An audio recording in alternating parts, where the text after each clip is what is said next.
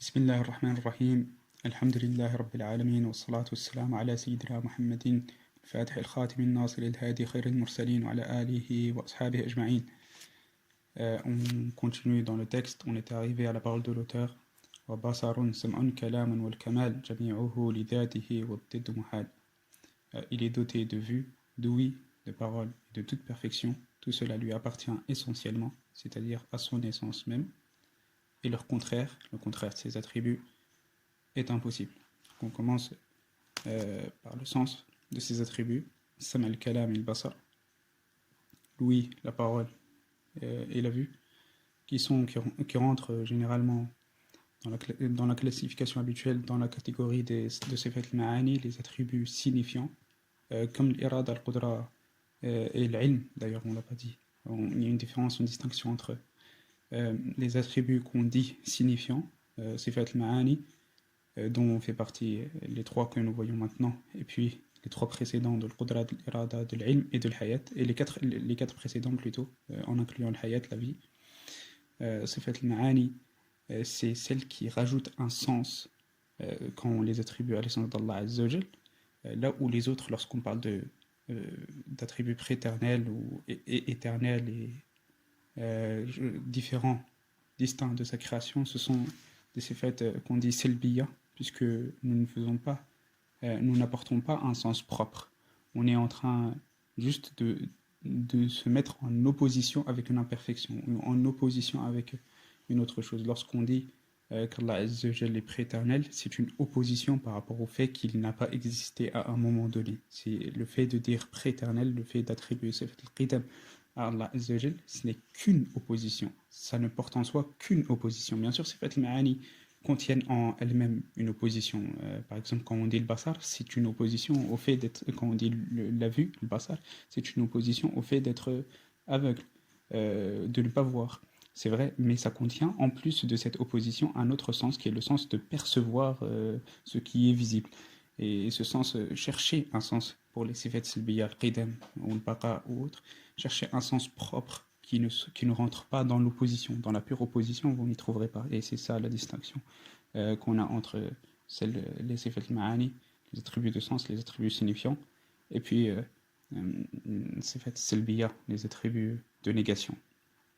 Donc le basar, on vient de le dire.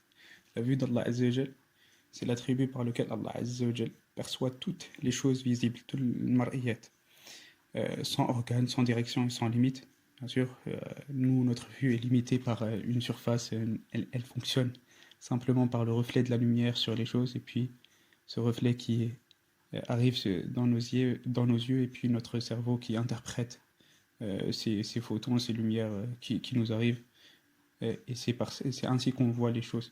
Donc s'il n'y a plus de lumière, on ne voit pas. Et puis on ne voit que ce qui est frontal à nous. On ne peut pas voir à l'intérieur des choses ou ce qu'il y a derrière un mur, puisque la lumière ne passe pas. En tout cas, ne passe pas sous sa forme visible. Et la vue d'Allah Azza wa Jal est absolument différente. Puisque son ta'alluq, sa relation, bien qu'elle soit avec toutes les choses qui sont visibles, le domaine du visible pour Allah Azza wa Jal, c'est toute chose. Et puis, la manière de voir d'Allah Azza wa Jal, on ne peut pas l'exprimer, on a déjà expliqué ça, puisque si on cherchait à exprimer cette manière par laquelle Allah Azza wa Jal voit, on serait amené à utiliser ou à encadrer Allah Azza wa Jal par notre conception de la vue, et on l'amènerait à une ressemblance entre nous et lui, ce qui est impossible, on l'a déjà vu. Donc la vue d'Allah Azza wa Jal ne se base pas sur un organe qui voit. Il n'a pas de yeux qui voient, qui soient des organes séparés de son essence Azza wa Jal. Et ce n'est pas une vue qui regarde dans une direction et donc il ne voit pas dans l'autre direction, ou qui voit dans les directions en même temps. Non, ça transcende tout cela. Et puis il n'y a pas de limite, et puis il voit tout ce qu'il veut quand il veut, enfin, tout ce qu'il veut quand il veut, ou plutôt il voit tout le temps, sans changement, ni rien, enfin, sans toutes les considérations temporelles ou matérielles que nous connaissons par rapport à la ru'ya. Elle n'est pas une perception créée, parce que nous, lorsqu'on voit, c'est une perception qui apparaît dans notre esprit, et là justement on dit par rapport à Allah Azza wa Jal que sa vue est préternel, puisque c'est un attribut de son essence, Azza wa Jal, son attribut préternel, donc sa vue lui aussi est préternelle, subhanah. Et donc ce n'est pas, il ne voyait pas et puis il voit, il ne voyait pas cette chose puis il la voit, c'est une vue qui est préternelle, il voit tout depuis toujours. Et puis il y a un ta'alluq particulier qui fait que lorsque la chose existe après ne pas avoir existé, bah, c'est perçu, mais depuis la préternité. Eh bien, on met la même chose pour le sama et pour le mesmu'at. Allah Azza wa Jal perçoit toutes les choses audibles, toutes les mesmu'at, sans oreilles, sans instruments, etc. Oui, vous savez, oui, plutôt, euh, vous savez, c'est tout, ce n'est simplement que les vagues ou les ondes sonores dans l'air qui nous entoure, qui sont perçues par notre oreille ou par un organe à l'intérieur de notre oreille, puis interprétées par notre cerveau. Bah, tout ça, c'est le cas de ceux qui sont créés pour Allah Azza wa Jal. C'est évidemment différent. Même chose pour le basar. Et encore même chose pour le kalam. Le kalam d'Allah Azza wa Jal, sa parole, c'est un attribut éternel dans l'essence d'Allah Azza wa Jal, qui ne se fonde pas sur les sons, sur les lettres, sur les expressions créées. Notre parole, c'est un enchaînement de lettres, une lettre, puis une prochaine, puis une autre, puis une autre, un son, puis un autre, etc. Mais ça implique que le son qui vient maintenant, bah, il est créé puisqu'il n'existait pas avant, etc. Bah, pour Allah Azza wa Jal, ceci aussi est impossible. Donc on parle de kalam nafsi, une parole intérieure, entre guillemets intérieure. C'est une parole préternelle où il n'y a pas d'ordre donné, enfin il y a un ordre établi, mais ce n'est pas un ordre dans le sens où une chose existe puis arrête d'exister pour qu'une autre chose existe. Et puis la parole dont on a la grande part qui est le Coran, qui est la parole d'Allah Azza wa Jal. Et le Coran, c'est une indication, une manifestation de cette parole éternelle d'Allah Azza wa Jal. Et donc, ce que nous avons, c'est la parole d'Allah Azza wa Jal. C'est la parole d'Allah Azza wa Jal qui correspond à son attribut préternel. Mais l'attribut préternel ne contient pas les sons et les lettres tels que nous les entendons, ou tels que nous les exprimons avec notre langue. Ou le kamalu, quand il parle du kamal, c'est la perfection. Le kamalu jami'an li dhatihi, et toute la perfection appartient à son essence. Pourquoi il dit essence ici, appartient à son essence? On a parlé rapidement du fait que les sifat d'Allah Azza wa Jal étaient préternels par l'existence de son essence. C'est-à-dire que les attributs d'Allah Azza wa Jal ne sont pas des a'rad, comme sont les attributs des êtres humains, ou les accidents qui sont sur toute chose qui est créée, comme la longueur, la largeur, etc., qui sont des a'rad, donc des choses qui ont leur existence, bien sûr, qui est à l'intérieur de la chose, mais qui vient après une autre dans un enchaînement, etc. Le cas d'Allah Azza wa Jal est totalement différent de ces considérations. Les attributs d'Allah Azza wa Jal ont pour existence propre l'existence d'Allah Azza wa Jal, bien que le sens de l'attribut diffère du sens de l'essence d'Allah Azza wa Jal. Mais la réalité de l'existence d'un attribut, c'est la réalité de l'existence d'Allah Azza wa Jal. Et donc, il est nécessaire d'attribuer ces attributs à Allah Azza wa Jal. Ils sont Allah Azza wa Jal du point de vue de l'existence, même si du point de vue du sens, ils sont différents. Donc, le kamal, la perfection, ce qu'on entend ici, c'est tout, tout ce qui est nécessaire pour Allah Azza wa Jal, pour l'être nécessaire, pour qu'il soit l'être nécessaire.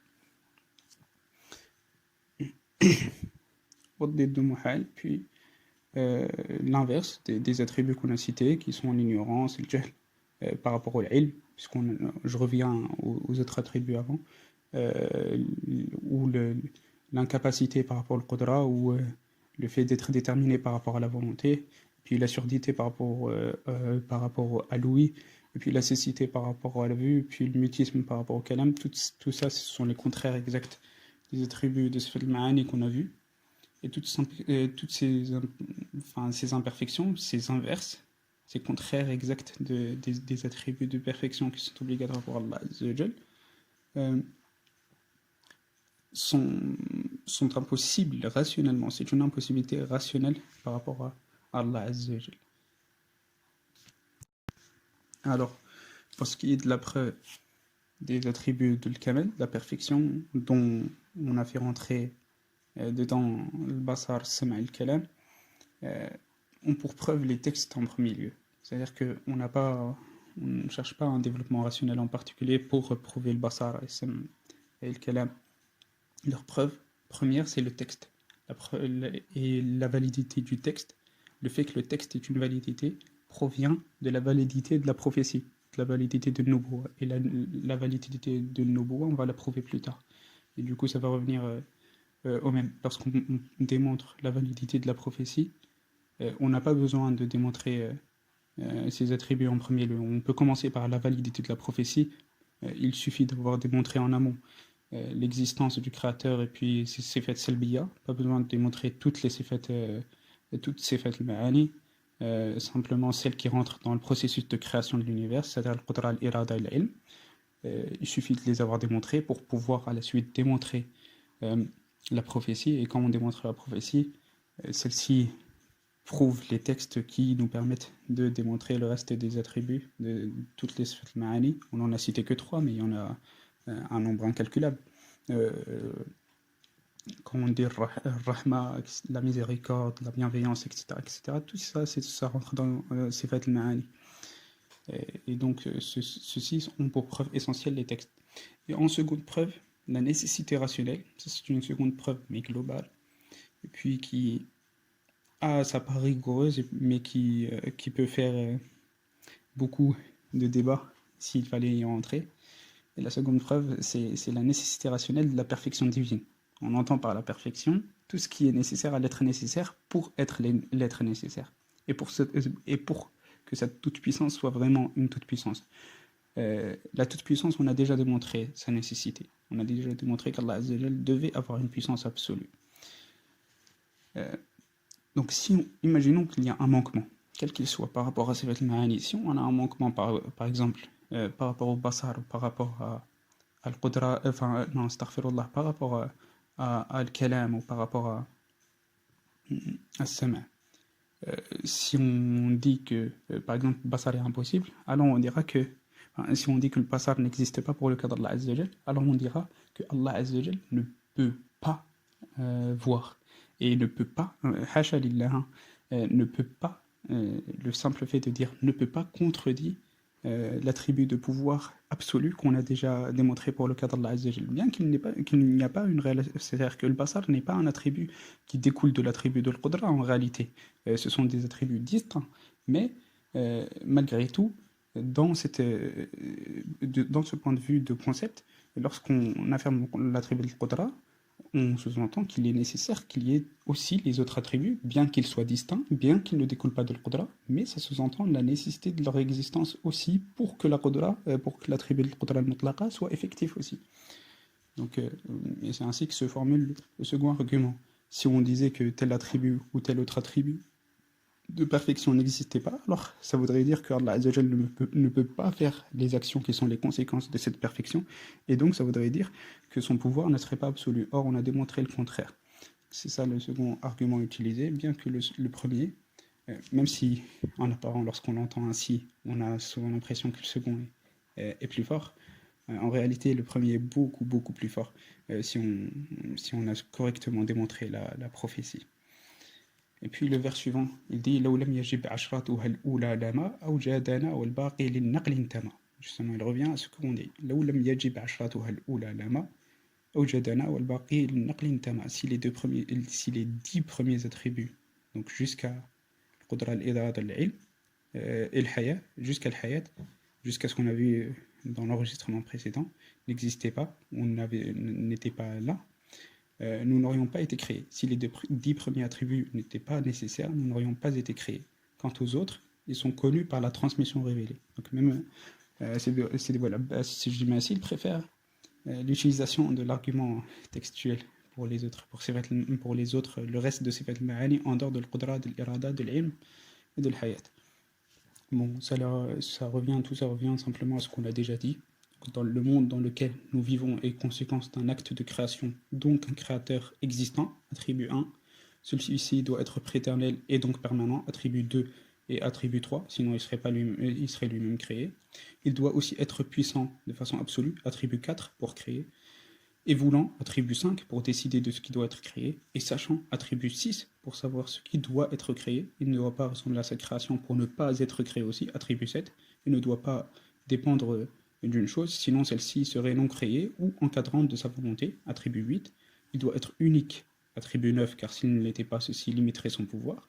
Il doit aussi être vivant, attribut 10.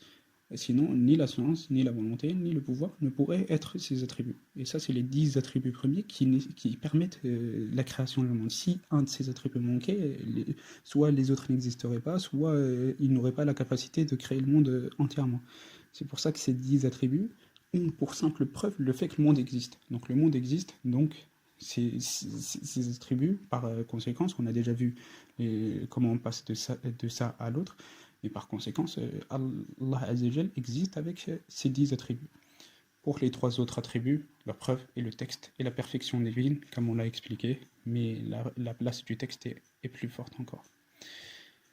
On va s'arrêter ici pour cette fois, et puis la prochaine fois, on rentrera directement dans Nubuwa, dans les questions de prophétie, en passant un petit peu par la question du fait qu'Allah Azzawajal fasse ce qu'il veut, ou pas. Allah Azzawajal fait ce qu'il veut, et on va le démontrer, et on va répondre à certaines erreurs dans la aqidah par rapport à ces sujets-là. الحمد لله وكفى وصلى الله وسلم على سيدنا محمد النبي المصطفى وعلى آله وصحبه ومن اقتفى أثره إلى يوم الدين. اللهم صل على سيدنا محمد الفاتح لما أخلق والخاتم لما سبق ناصر الحق بالحق والهادي إلى صراطك المستقيم وعلى آله حق قدره ومقداره العظيم. سبحان ربك رب العزة عما يصفون وسلام على المرسلين والحمد لله رب العالمين.